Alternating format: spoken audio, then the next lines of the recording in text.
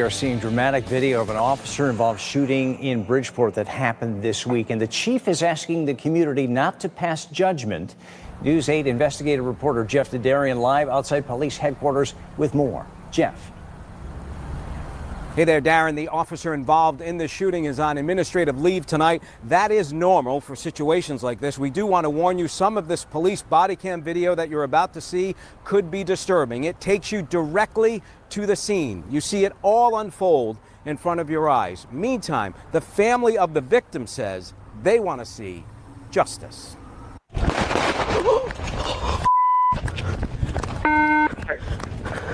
Shots fired, shots fired. Dramatic police body cam. Eastbound on Boston Ave. No, you're gonna get tased. You're gonna get tased. Showing how it all ended on Monday this week. Shots fired. Dyshan Best killed. Police responding to a fight call and for someone who allegedly may have had a weapon. Officers approach Best. If you got nothing, then it's quick, and then we'll let you go.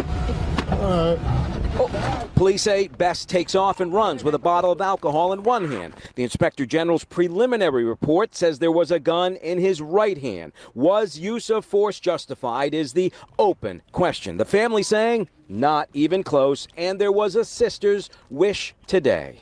And I wish he was still here because y'all would see how he is the type of person. He's a gentle person. He's not a troublemaker. The guy who ran from us was Dyshan. Let's go find him and go see what's going on. And if the most you're going to get out of this was a gun possession charge, well, at least we still have him here. The chief of police saying it's early in the investigation, and he's asking the community to breathe, be patient. As I know, use of force, as I know, training appears to be in line with the training and what the use of force policy set forth. But again, that ultimate decision comes from the Inspector General's office, not me. The family trying to be patient, they say, but the raw emotions spilled out onto the sidewalk from the victim's brother. I'm going to sit him out right. That's why God allowed me to come home when I came home, because he knew this was going to happen. And there was going to be no one other strong enough to send my brother out right. They took a life that should be still living here and walking, taking care of his children. Now they're going to be lost without their father, who took good care of them. All right, back here live at police headquarters. The family and the attorney met privately with the police chief earlier this afternoon. The family does say they are going to do some peaceful protests, is how they described it, while this investigation goes on. Again, really quick, no decision here today. The investigation goes on as to whether or not reasonable force was used or not. We're live in Bridgeport tonight. Jeff Dydarian, News 8. We live in an AI world that would make you think that, things aren't what they actually are. So we have to really have professionals look at these videos, look at the timeline, and go from there. He was a good guy, and he did not deserve this to happen to him the way it did. All right, so on behalf of the family, we had a chance to speak with Chief Porter just now. And as you already know, the Office of the Inspector General is handling this investigation. The things that we do know is that Dyshan should still be here. And you saw some videos that were released, and they're up to interpretation. And so you can't rush to judgment based on those videos, and everybody's going to interpret those videos to say what they wanted to say. So we have to wait for the full investigation to take place, and that way we can go from there. What we do know is that the officers that were involved are not on the streets, and that's what we want for right now. And second thing is that when you look at the videos that they released, there are a lot of possible manipulations here and there, and so we want to make sure we get the actual videos and not some videos that people just self-serving, and so that's very important. What's more important is that this family is applauded for how they've managed this crisis and how they've addressed this civilly and cooperatively, and they want answers. That's why one of the most important meetings, that part of the meeting today, was that the chief understands that we're still in the city of Bridgeport. This is still our city. The family lives here. This is their city. So they have a right to protest without feeling like they're under investigation. They have the right to protest without having guns pointed at them. And so we made that very clear to the chief that in the days coming, we're going to have prayer vigils and protests, and we don't want to feel like we're under siege. and he made it quite clear that all we have to do is communicate with them. They'll have the proper protocols in place, and so that we can be safe. And so if we see cops on the perimeters, it's so that the family and the protesters can feel safe from outside interference. All right.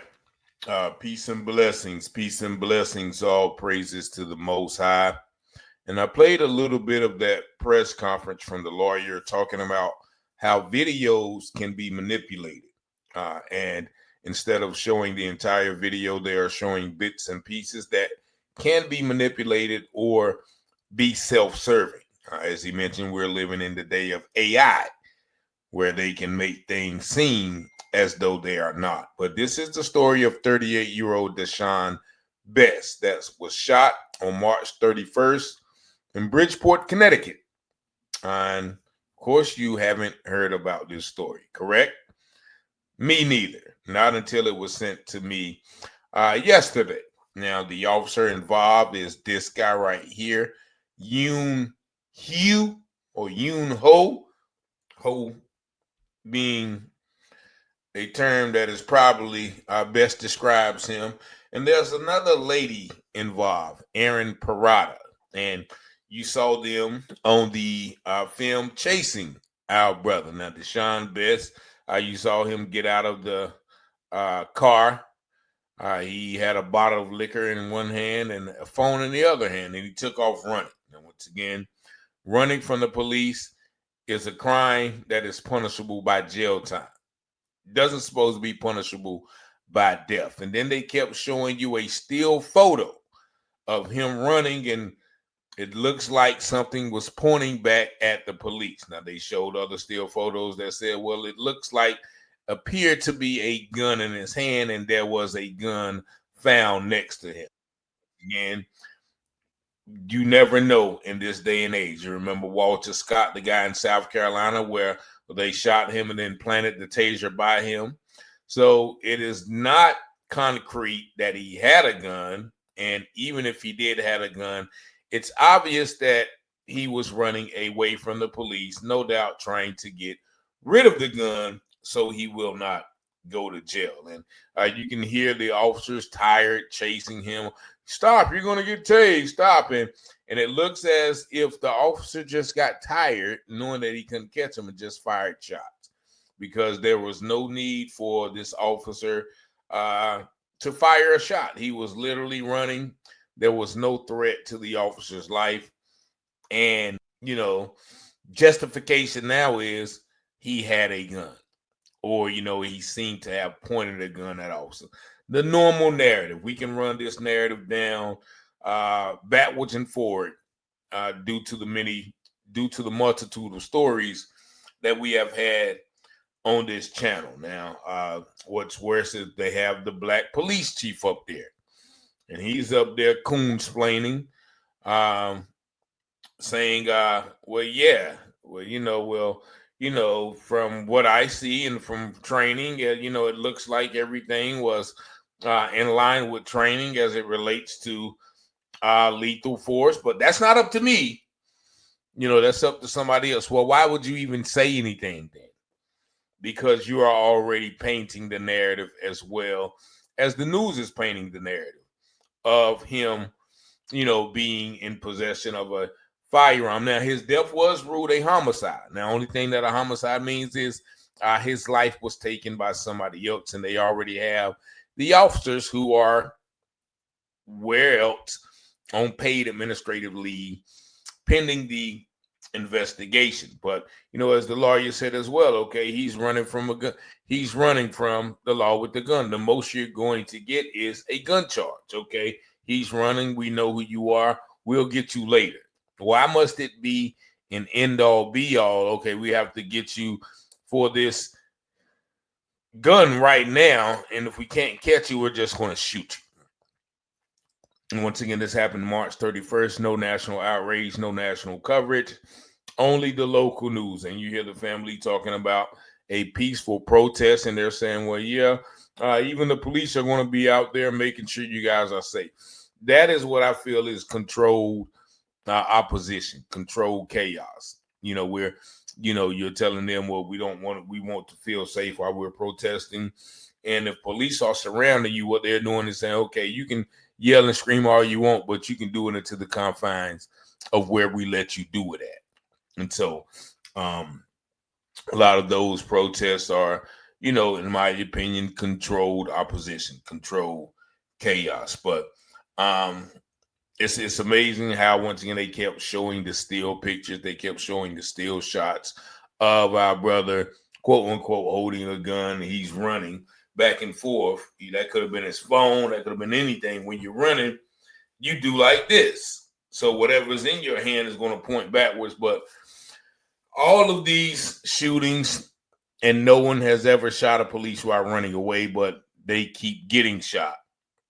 And so if there was a threat to police, except my brother in Ohio, but if there was a threat from police with people running with guns, there would be a lot more police officers ending up with bullet holes than the people who are running ended up with bullet holes, if that were their intentions to shoot police. So we can dispel this narrative back and forth, up and down. And so, rest in peace to our brother Dyshan. And, I hope his family once again gets justice. It's kind of hard, with this system set up as it be, because they have a whole team of people who are investigating themselves, and they're going to always find the officers justified. But once again, this is the officer Yoon Ho. And this also goes to show the narrative of the Ryan Hinton case, where they are not releasing the names or the photos of officers, which could not be further from the truth, because all of these officers have been released and they are still holding or hiding the officer who took our brother's life up in Ohio. So y'all see the number at the bottom. Y'all tell me what y'all think in the comments. As always, 919-587-7782. Thank y'all for watching, liking, sharing, and subscribing to the channel. And as always, peace and blessings.